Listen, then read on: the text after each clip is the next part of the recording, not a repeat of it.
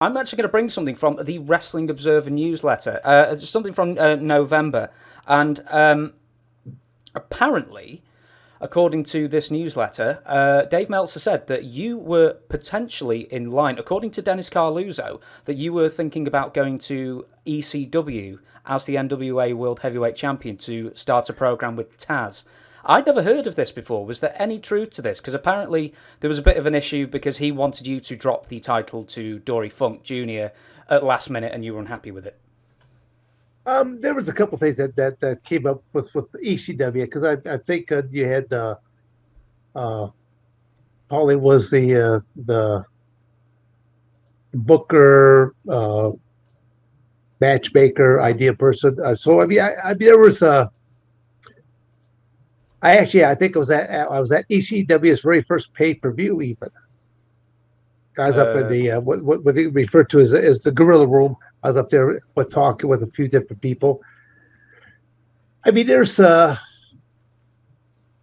don't know. I mean, it's you've had people that they call themselves like the suplex machine. That's what Taz was portraying himself as, the suplex machine. Same way as what Brock Lesnar called himself the suplex machine. And I kept thinking, well, I mean, it's easy to pull off, say, suplexes when it comes to professional wrestling because you and I were working together on things.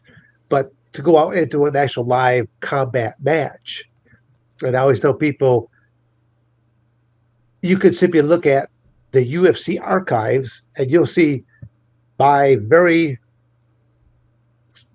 I think it was my very first match ever. Yeah, UFC 4. I remember 2 German suplexes on that guy. Yeah. Yeah, against the gentleman's name was Anthony Macias. Yes.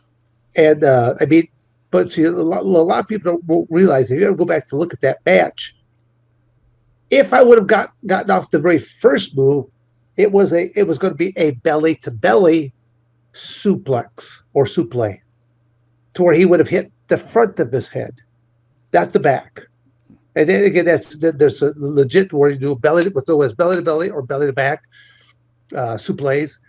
But in the professional world, they just simply refer to it as the German suplex. Mm-hmm.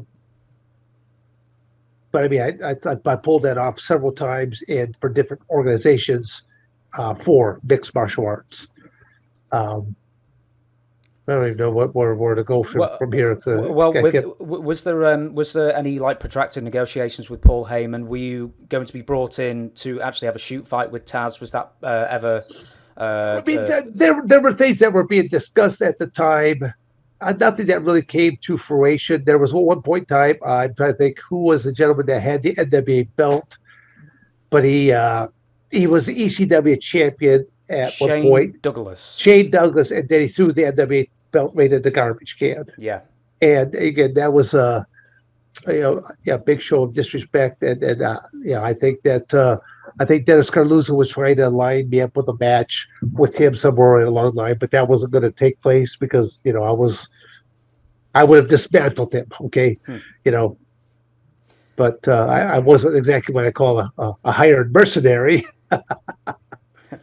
Because there's a lot of these guys that they were nervous around me because they did not know how to take me. Even when I first was working with Vince McMahon and WWF,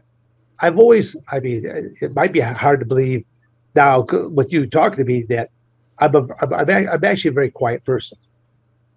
I stay pretty much to myself.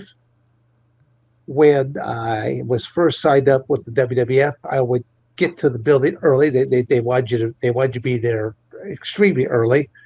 So I'd go in and it was I would find out wherever they had their cafeteria area set on up.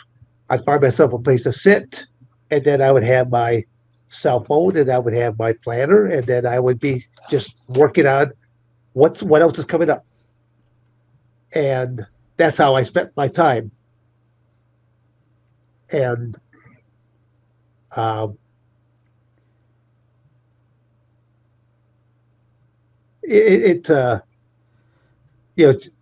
Jim Cornette came in one point in time, and he just asked me what I'm doing. I just explained to him, I'm using my time constructively, where a lot of the other guys, I mean, they weren't.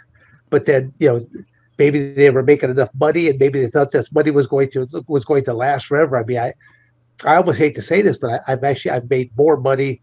I personally have made more money in professional wrestling than I ever did to climb into a cage, and I'm thinking that's almost not right to be making more money in the world of fantasy as opposed to in the world of reality. But that's what it was, and so I always use my time productively, and even then. I know I'm digressing again here from the actual original question right there. A lot of the guys were just nervous around me because it just they didn't know how to take me because again, me being quiet, kind of kept to myself. I drove by myself. I stayed by myself, and once after about I think the second experience of staying at the same hotel all the other athletes were staying at, there were too many people hanging around. I mean, people going up and down, banging on doors. You had all types of ring rats and things of that nature that were waiting around in lobbies and they going up down hallways. I'm like, I don't want to be around this element. So from that point on, I found out that I could call in to the travel. I could travel it earlier. So I would actually travel it earlier that day. I might do a speaking engagement. I might go do an amateur wrestling clinic or a seminar or something of that nature. So I'm already making one payday earlier that day. I go and do my professionals match. I make my second payday. And then after the match is done, I might go to a sports bar or something like that and do one more appearance. So in the same 24 hours that's gone, where these guys are making one payday, I'm pulling down 2 and 3 paydays because I kept looking at my 24 hours is gone. I can't get it back. So am I making $5 an hour or am I making $500 an hour? So I mean, I look at that. I was trying to use my time as productively as I possibly could, but I know I didn't really answer your question. It's fine, but I did get an answer.